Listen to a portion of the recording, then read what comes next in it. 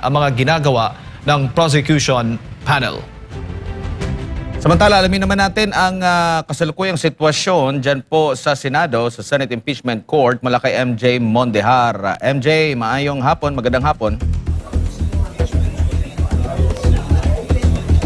Mayong hapon, Admar, Jade, at welcome sa second week, day 4 ng impeachment trial laban kay Vice President Sara Duterte, at bising-busy na nga ang mga ganap dito sa Senate Impeachment Court. Paparating na ang mga VIP at paparating na yung mga involved doon sa mga pagdinig kaugnay sa mga reklamo laban sa Vice Presidente.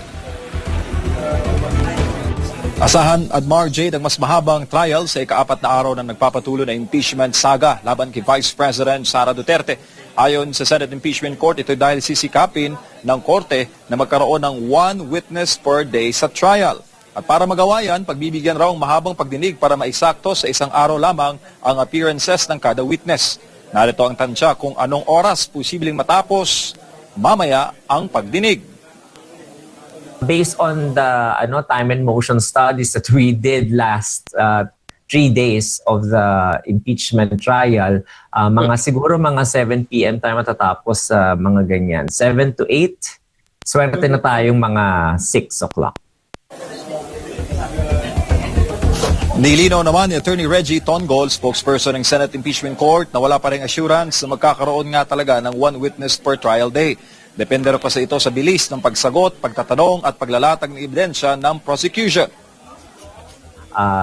We will all endeavor to finish everything on schedule. However, there might be circumstances that will need to have the day extended or even continued the next day. Para sa Day 4, si NBI BARM Regional Director Attorney Jeremy Lotoc ang sasalang sa witness stand. Magbibigay raw siya ng testimonya kaugnay sa Article 4 o grave threats sa ilalim sa direct and cross-examination ng mga kabilang panig. Araw-araw naman daw handa ang Senado para sa presensya ni VP Sara sa trial. Mga anong buwan kaya, Admar, Jade, matatapos ang mga pagdinig? Narito ang tansya ni Presiding Officer Cheese Escudero.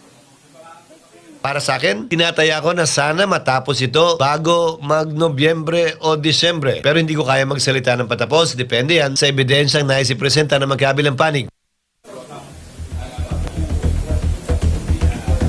So wala pang sure. Sa ano nilang tansya na sa 90 plus ang trial days, 7 to 9 months ang mga pagdinig para nga dito sa mga reklamong ibinibintang laban kay VP Sara Duterte. Kung ikukumpara sa Corona impeachment noong 2012, 44 trial days lang sila, Admar, Jade, noon, at tumakbo yan ng 5 buwan para bago magkaroon ng conviction.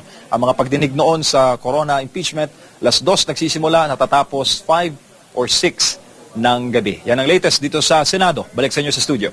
Maraming salamat si partner MJ Mondehar live